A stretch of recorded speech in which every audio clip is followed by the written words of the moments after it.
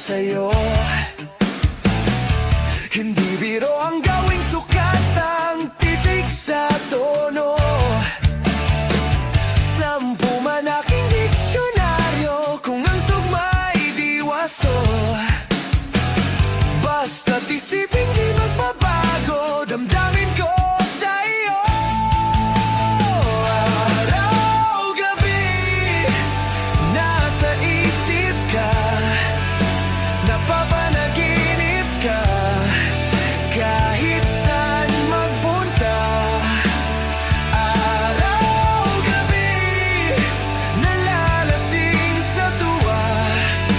Kapag kapiling ka, araw-gabi tayong dalawa.